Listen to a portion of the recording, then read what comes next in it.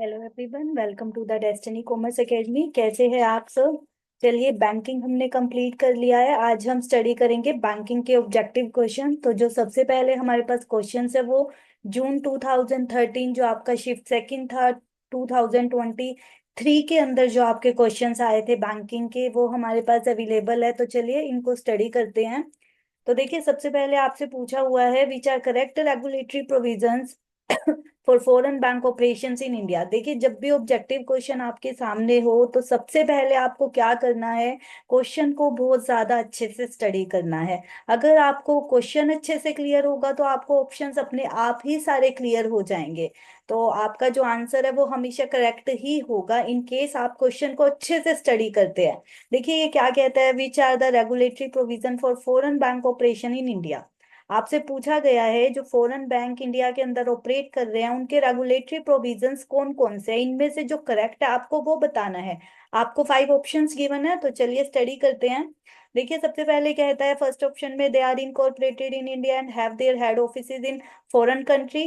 कहता है कि इंडिया में इनकॉर्पोरेट हुए बट फॉरेन कंट्री में हेड ऑफिस है। नहीं, जो आपके फॉरेन बैंक्स है वो इनकॉर्पोरेट भी कहाँ पर होते हैं, फॉरेन बैंक्स आपके इनकॉर्पोरेट भी out of India foreign country में होते हैं। इट मीन्स जो आपका ए ऑप्शन है वो आपके आंसर में नहीं आएगा। उसके बाद देखिए आता है foreign bank since 2002 have been allowed to set up their subsidiaries in India. ये बिल्कुल ठीक है, फॉरेन बैंक 2002 के बाद या 2002 से जो है इंडिया के अंदर अपनी सब्सिडरी सेटअप कर सकता है। Foreign banks are allowed to operate in India even if they are not financially sound. देखिए, अगर फाइनेंशियली साउंड नहीं है तो आप इंडिया के अंदर ऑपरेट नहीं कर सकते, फॉरेन बैंक इंडिया में ऑपरेट नहीं कर सकता। ये आरबीआई की गाइडलाइंस है। तो ये ऑप्शन भी आपका रोंग हो गया। नेक्स्ट आता है they have to operate according to banking regulation in India. बिल्कुल करेक्ट है, जो इंडिया के बैंकिंग नॉर्म्स है उनके अकॉर्डिंग ही फॉरेन बैंक्स को इंडिया में ऑपरेट करना पड़ेगा। RBI approve that foreign banks which are present in India could open their branches. बिल्कुल, जो फॉरेन बैंक्स है जो इंडिया में ऑपरेट कर रहे हैं, इंडिया में प्रेजेंट है, वो अपने ब्रांचेस को कहीं भी ओपन कर सकते हैं। तो जो आपका इसका आंसर रहेगा वो हो गया बी, डी एंड ई। तो देखिए, बी, डी एंड ई आपको सी ऑप्शन में गिवन है, तो इट मीन्स जो आपका करेक्ट आंसर है वो आपका रहेगा C, B, D and C. देखिए, नेक्स्ट कहता है which of the following are considered as off balance sheet activities of a commercial bank. देखिए, बैलेंस शीट के अंदर जो एक्टिविटीज हम शो करते हैं which are mentioned in monetary terms, जिनको हम मोनेटरी टर्म्स में मेंशन कर सकते हैं उनको ही हम बैलेंस शीट में दिखाते हैं। तो देखिए, lending money to a depositor, depositor को जो लैंडिंग मनी है डिपॉजिटर की वो मोनेटरी टर्म्स में होती है, बिल्कुल बैलेंस शीट में आती है। बोरोइंग फ्रॉम आरबीआई, बैंक ने आरबीआई से कोई लोन लिया हुआ है वो भी मोनेटरी टर्म्स में होगा तो वो बैलेंस शीट में रिकॉर्ड होगा। परचेजिंग ए फ्यूचर कॉन्ट्रैक्ट, बैंक ने एक फ्यूचर कॉन्ट्रैक्ट परचेज किया है वो बैलेंस शीट में नहीं शो होगा। इशूइंग लेटर ऑफ क्रेडिट, ये भी शो नहीं होगा। एंगेजिंग इन स्वैप कॉन्ट्रैक्ट, ये भी शो नहीं होगा। तो इट मीन्स जो ऑफ बैलेंस शीट एक्टिविटीज है आपकी वो कौन कौन सी है, purchasing a future contract, issuing letter of credit, engaging in swap contract. तो आपका जो आंसर इसका रहेगा वो होगा सी, डी एंड ई। तो ई, डी, सी आपको सी ऑप्शन में गिवन है। इट मीन्स जो आपका करेक्ट आंसर है that is E, D and C, balance sheet activities. उसके बाद देखिए नेक्स्ट में कहता है which one of the following subsidiaries not owned by Reserve Bank of India. RBI किसको ओन्ड नहीं करता है, नेशनल हाउसिंग बैंक आरबीआई की ही सब्सिडरी है। Industrial Development Finance Corporation RBI की सब्सिडरी नहीं है। National bank for agriculture NABARD RBI की सब्सिडरी है, हमने पढ़ा था। Deposit insurance credit guarantee corporation of India भी आरबीआई की सब्सिडरी है। तो इट मीन्स जो इसका करेक्ट आंसर है वो आपका रहेगा बी ऑप्शन, कि जो आईडीएफसी है आपका वो आरबीआई की सब्सिडरी नहीं है। एज द नेक्स्ट देखिए, नेक्स्ट आता है as the economy weakens one would expect investment in dash funds to increase and investment in dash funds to decrease. देखिए, आपसे पूछ रहा है जब आपकी इकोनॉमी वीकन्स हो जाती है, इकोनॉमी जो है डाउन जा रही है, तो आप किसके अंदर इन्वेस्टमेंट ज्यादा करेंगे और किसके अंदर इन्वेस्टमेंट कम करेंगे। देखिए, फर्स्ट ऑप्शन गिवन है लॉन्ग टर्म, आप लॉन्ग टर्म फंड्स में इन्वेस्टमेंट ज्यादा नहीं करेंगे क्योंकि आपको पता है जो इकोनॉमी है वो डाउन जा रही है। उसी तरह से आप शॉर्ट टर्म फंड्स में जो इन्वेस्टमेंट है वो कम नहीं करेंगे। तो जो आपका ये ऑप्शन है वो हो जाता है आपका रो। बी ऑप्शन गिवन है equity and bond, equity and bond वही आपका similar to A option, equity आपके लॉन्ग टर्म फंड्स में आ जाते हैं, नहीं हम इक्विटी में इन्वेस्ट नहीं करेंगे, हम बॉन्ड में भी इन्वेस्ट नहीं करेंगे। Money market mutual funds and equity, देखिए money market mutual fund, money market हम पढ़ के आए थे शॉर्ट टर्म के लिए होती है, लेसर देन 1 ईयर के लिए जितने भी आपके इंस्ट्रूमेंट्स ट्रेड होते हैं मनी मार्केट में ट्रेड होते हैं। तो जब आपको पता है कि आपकी इकोनॉमी क्या है, डाउन जा रही है, तो आप क्या चाहेंगे कि आपका पैसा जल्दी से रिकवर हो जाए, तो आप शॉर्ट टर्म जो सिक्योरिटी है उनके अंदर पैसा ज्यादा लगाएंगे as compare to long term. तो यहाँ पर आपको बोला गया कि आप किसके अंदर पैसा इन्वेस्ट करेंगे, मनी मार्केट के अंदर, it mean short term funds के अंदर, और किसके अंदर कम इन्वेस्ट करेंगे, इक्विटी लॉन्ग टर्म फंड्स में आप कम इन्वेस्ट करेंगे। तो इट मीन जो आपका सी ऑप्शन है वो आपका करेक्ट हो जाता है। चलिए हमें आंसर हमारा मिल गया है कि सी ऑप्शन है, बट एक बार फिर भी हम डी को भी स्टडी कर लेते हैं। डी में आपको गिवन है municipal bonds, money market mutual fund. Bonds bonds आपके वही लॉन्ग टर्म के लिए है, नहीं हम लॉन्ग टर्म के अंदर पैसा इन्वेस्ट नहीं करेंगे in case of economy weakens. और मनी मार्केट फ्यूचर फंड में पैसा शॉर्ट इन्वेस्ट नहीं करेंगे क्योंकि ये शॉर्ट टर्म सिक्योरिटी है। तो आपका जो आंसर है, जो करेक्ट आंसर है वो आपका रहेगा सी। उसके बाद देखिए नेक्स्ट गिवन है, what are the positive attributes of mobile banking, mobile banking आने से क्या क्या फायदा हुआ है। देखिए फर्स्ट गिवन है negative experience in European country, आपको पॉजिटिव इफेक्ट पूछा गया है तो नेगेटिव एक्सपीरियंस तो कभी पॉजिटिव इफेक्ट में आएगा ही नहीं, तो ये आपका गलत हो जाता है, इसको कंसीडर नहीं करेंगे। वायरलेस एप्लीकेशन प्रोटोकॉल, बिल्कुल हमने पढ़ा था मोबाइल बैंकिंग के अंदर, WAP आया आपका, advance penetration mobile banking, advance penetration हुआ है। लेस सिक्योरिटी, नहीं हमने पढ़ा था मोबाइल बैंकिंग से जो आपकी सिक्योरिटी है वो बहुत ज्यादा हाई हो जाती है, क्यों, क्योंकि जितनी भी ट्रांजैक्शन है वो सारी आपकी डिजिटली रिकॉर्ड होती है, तो ये भी गलत हो जाता है। फास्टर डाटा प्रोसेसिंग स्पीड, आपका जो डाटा प्रोसेसिंग स्पीड है वो इंक्रीज हो जाती है इन मोबाइल बैंकिंग। तो इट मीन्स जो आपका आंसर रहेगा वो रहेगा आपका बी सी एंड डी। अब आप देख लीजिए बी सी एंड डी किसमें आपको गिवन है, सी ऑप्शन में, इट मीन्स आपका जो करेक्ट आंसर है वो है बी सी एंड ई। उसके बाद देखिए नेक्स्ट गिवन है, which of the following is concern with endowment policy. हम इंश्योरेंस पॉलिसीज के अंदर पढ़कर आए थे डिफरेंट टाइप की पॉलिसी, तो आपको पूछा गया है कि जो नीचे आपको ऑप्शन गिवन है उनमें से एंडोमेंट पॉलिसी के लिए कौन सा करेक्ट है।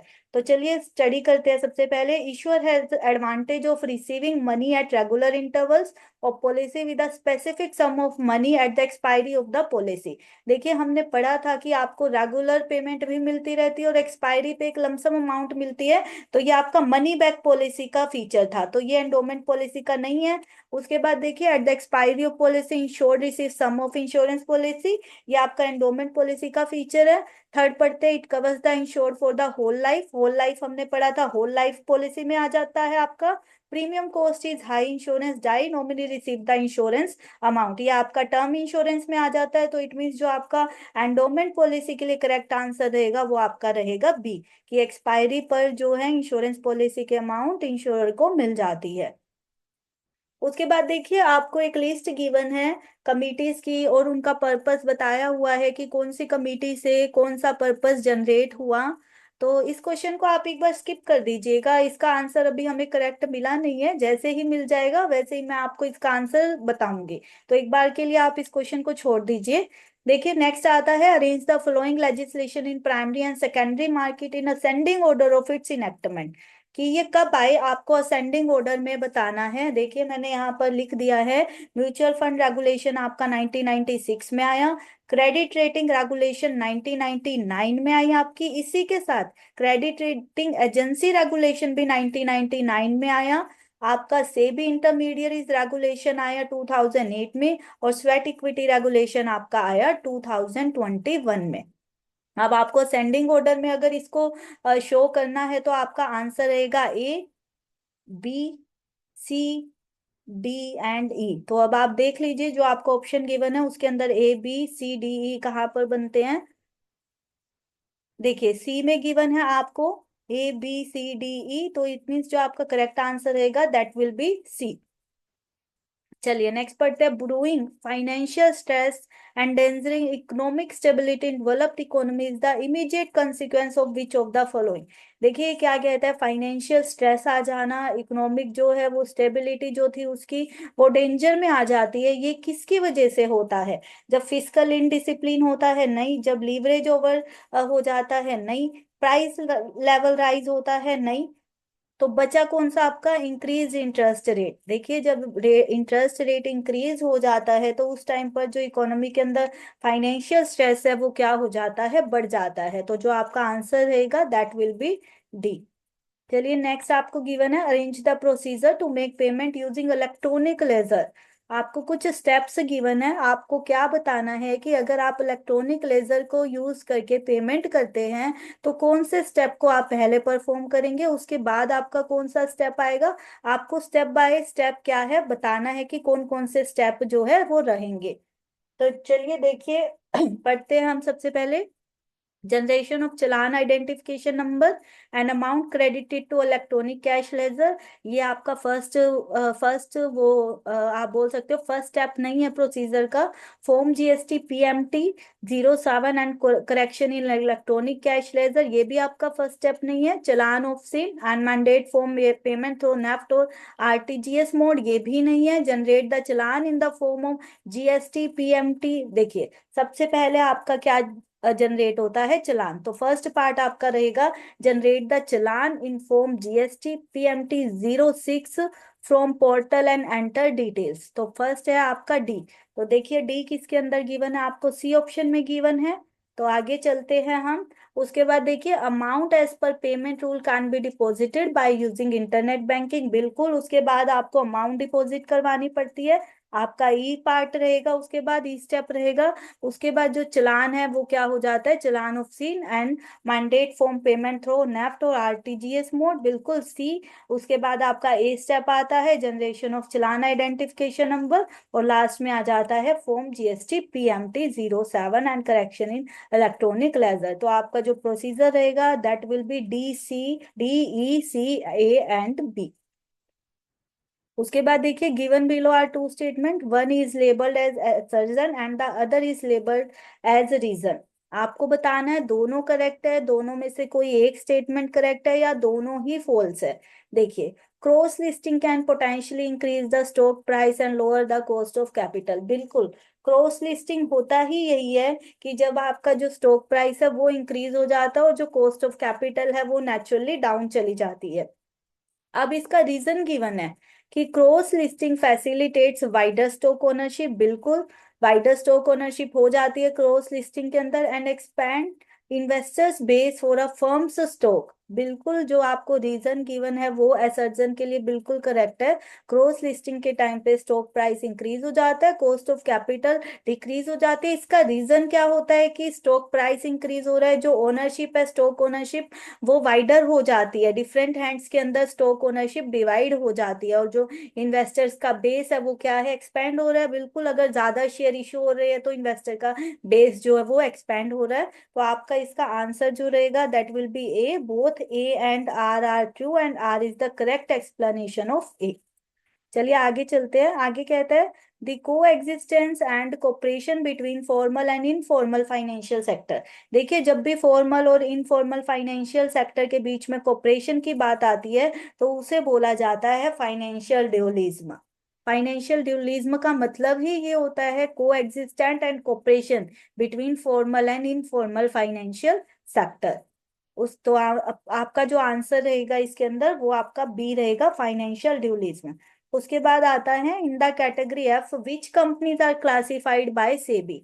देखिए सेबी ने जो है कंपनी को कैटेगराइज करने के लिए काफी सारी कैटेगरी बनाई है, तो उसके अंदर आपसे पूछ रहे हैं जो कैटेगरी एफ है उसके अंदर सेबी कौन सी कंपनीज को कंसीडर करता है। तो देखिए existing listed company that are making a public issue, new companies with less than 12 months in operation, companies having a good track record of profit, privately held companies।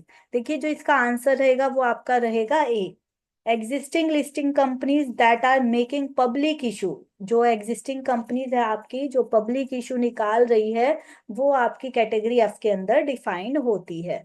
तो ये आपके कुछ क्वेश्चंस थे। चलिए आगे स्टडी करते हैं। 2023 के अंदर ही जो आपके दिसंबर अटेम्प्ट के अंदर क्वेश्चंस आए थे, तो देखिए, arrange the following SBI sponsored RRBs in an increasing order of their existence since formation.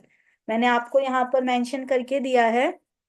देखिए, आपको आरआरबीज गिवन है और आपसे पूछा गया है कि इनको जब एग्जिस्टेंस में आए, तब से आप इनको इंक्रीजिंग ऑर्डर में लगाइए। तो देखिए, सबसे पहले जो आपका एग्जिस्टेंस में आया वो आपका था सौराष्ट्र ग्रामीण बैंक, जो आया था आपका 1976 में। उसके बाद 1983 में आया आपका अरुणाचल प्रदेश रूरल बैंक। उसके बाद 2006 में तेलंगाना ग्रामीण बैंक आया आपका। 2012 में मध्यांचल ग्रामीण बैंक आपका, और राजस्थान मधुरा ग्रामीण बैंक आपका आया 2014 में। तो जो इसका आंसर रहेगा दैट विल बी CEBDA। अब आप देख लीजिए आपको इस सीक्वेंस में कौन सा ऑप्शन गिवन है। यहाँ पर इस सीक्वेंस में कोई भी ऑप्शन गिवन नहीं है, तो इट मीन्स जो ये ऑप्शन है आपके वो करेक्ट नहीं है। आपका करेक्ट आंसर रहेगा CEBDA। देखिए, कई बार एग्जाम में ऐसे कुछ क्वेश्चन आ जाते हैं जिनके करेक्ट आंसर गिवन नहीं होते। तो उस केस में आपको जिस पे डाउट हो, आपको जो भी लगता है कि आपके आपके ऑप्शन के जो नियर ऑप्शन है, आप उसको टिक करके आइएगा, क्योंकि ऐसे क्वेश्चन जब आते हैं तो उसकी फिर क्रॉस चेकिंग होती है और उस टाइम पर पता चलता है कि कौन सा करेक्ट है। और इन केस अगर कोई भी करेक्ट नहीं है तो फिर वो आपको मार्क्स दे देते हैं। तो हमारा आंसर जो इसमें रहेगा वो हमारा रहेगा CEBD&A। चलिए उसके बाद आता है, which of the following are functions of the RBI. RBI के फंक्शन क्या है? बिल्कुल इजी है। बैंक ऑफ इशू, बिल्कुल बैंक ऑफ इशू होता है आपका आरबीआई। बैंकर्स बैंक होता है, हमने पढ़ा था। Regulator of fiscal policy, fiscal policy को रिजर्व बैंक रेगुलेट नहीं करता। क्रेडिट को कंट्रोल करता है with the help of commercial bank. Custodian of foreign exchange reserve, बिल्कुल करता है। तो आपका आंसर जो रहेगा A, B, D and E। तो आप देख लीजिए, A, B, D की इसमें गिवन है आपको। A, B, D and E आपको बी ऑप्शन में गिवन है, तो जो आपका आंसर रहेगा दैट विल बी बी। चलिए, नीचे आपको दो स्टेटमेंट दी गई है। इन स्टेटमेंट में से आपको बताना है करेक्ट आपकी कौन सी स्टेटमेंट है। तो देखिए, सबसे पहले गिवन है, the ordinary treasury bills that are marketable and have a secondary market are issued to public and financial institution।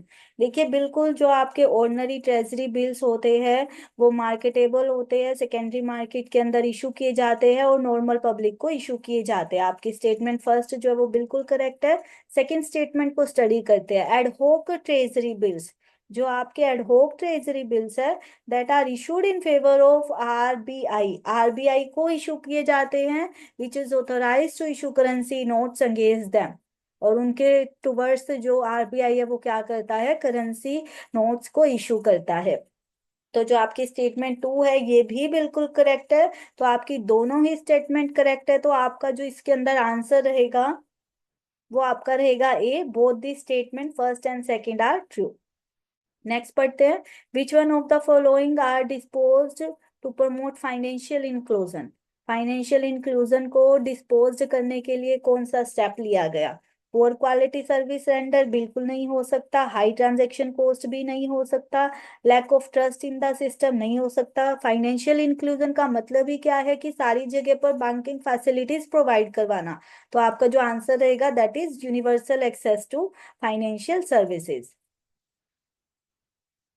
उसके बाद देखिए, आपको गिवन है, which one of the following committee has suggested the establishment of NBFC regulatory framework.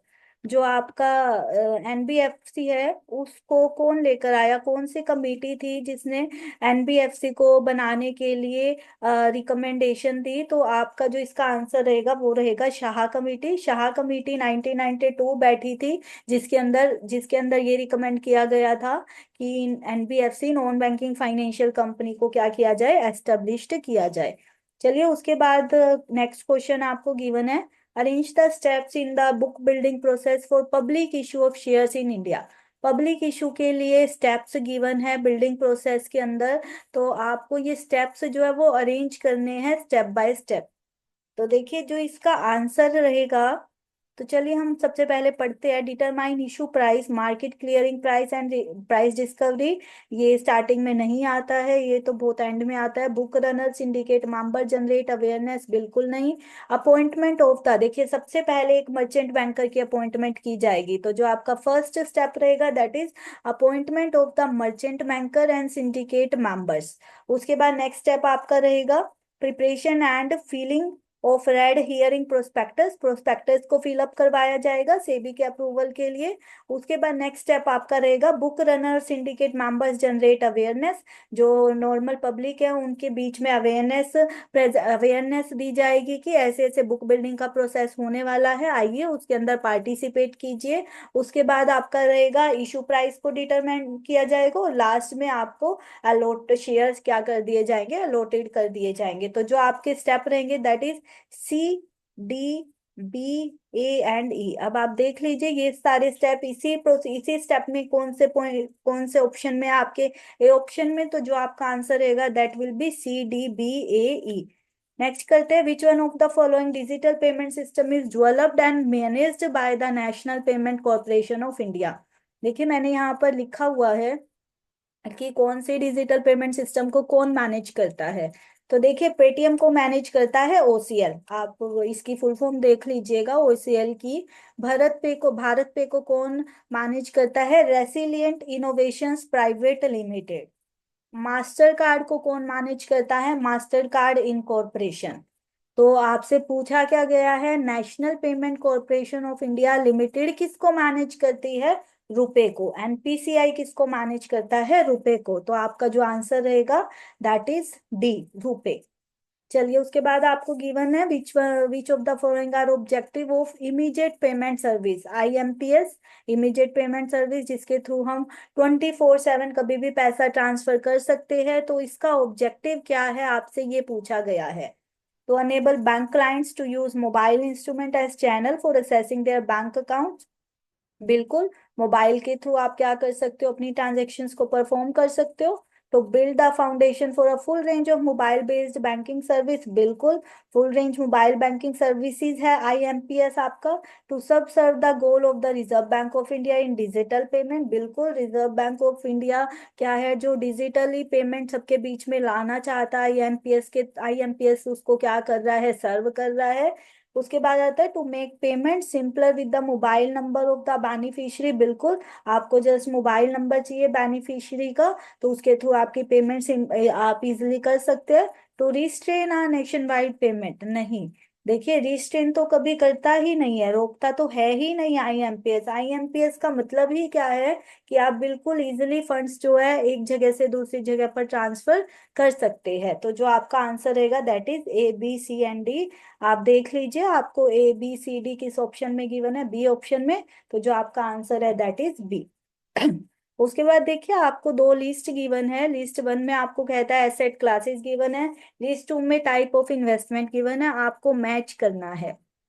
देखिए asset class ए, इसके अंदर आपकी आती है alternate asset. Asset class C, C के अंदर आपका आता है corporate bonds. Asset class E, E में आपके आते हैं equity shares of the companies. और जी के अंदर आपकी आती है गवर्नमेंट सिक्योरिटीज। बेसिकली जिस अल्फाबेट से जो क्लास स्टार्ट है उसी के टुवर्ड्स जो अल्फाबेट्स है वही सिक्योरिटी उस क्लास के अंदर आती है। तो ये बिल्कुल इजी है आपके लिए मैच करना। ए मैच होता है थर्ड से, सी आपका बी ऑप्शन मैच होता है फोर्थ से, आपका जो सी ऑप्शन है वो मैच होता है फर्स्ट से, और जो आपका डी ऑप्शन है वो मैच होता है सेकंड से। अब आप देख लीजिए इस फॉर्म में आपको ऑप्शन कौन से ऑप्शन में गिवन है, तो वो आपका आंसर रहेगा, ये आपको गिवन है फोर्थ, सी ऑप्शन में। ए का थर्ड, बी का फोर्थ, सी का फर्स्ट एंड डी का सेकंड। तो आपका जो आंसर रहेगा दैट इज सी। तो आप इसको कीजिएगा, होप सो आपको समझ आए होंगे। ये सारे क्वेश्चंस जो है बहुत इंपॉर्टेंट है बैंकिंग के, तो आप इन्हें अच्छे से पढ़िएगा। हम अपनी नेक्स्ट वीडियो के अंदर मिलेंगे। और अगर आपको कोई भी डाउट हो क्वेश्चन के अंदर तो आप कमेंट करके पूछ सकते हैं। और तब तक के लिए थैंक यू वेरी मच।